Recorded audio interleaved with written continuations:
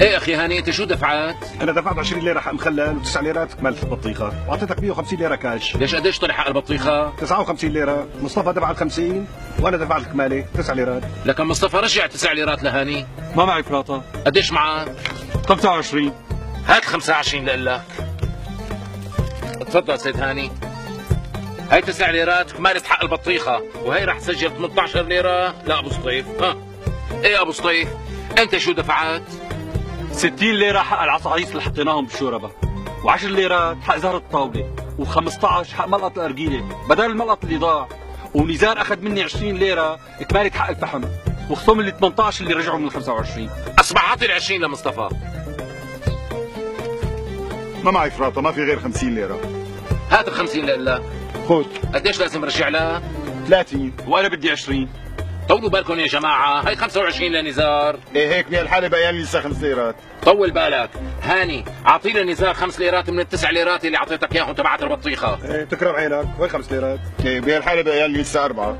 ابو سطيف اعطي 4 ليرات لنزار، وهي رح سجل لك 22 ليرة. ها ما في 4، هي 5. منيح كثير، سيد نزار اعطيه ليرة.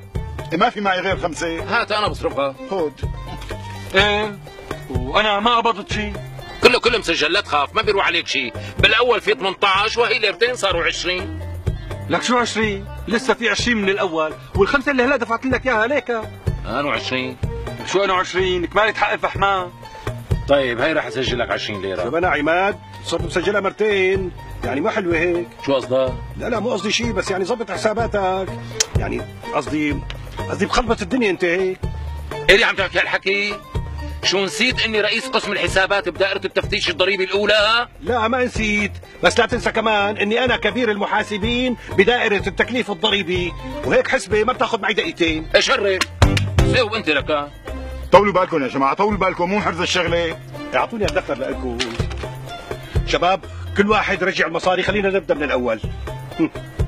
وهي 50 ليرة للسيد عماد، بترجع على 14 لمصطفى و9 لنزار. ما معي غير 25. اعطيه 25 لنزار، خليه يرجع لك 16. أنا ما معي غير 10. اعطيه ال10 والباقي ياخذه من مصطفى. شو ياخده؟ أنا إلي 120 هلا ما أخذت شيء. ايه وانا الي 98. وانا لي 16. وينك؟ طولوا بالكم 16 15. طولوا بالكم. بتحكي بالفاضي. خلونا نعيد من الاول. طيب جايتنا الحسبة معقدة، كل واحد رجع مصاري لكم. طيب انت تقول حق عليك يسلمك لحساباتك. أخي أعطيني هالدفتر، خلينا نحسبها من أول على أول. طيب تفضل.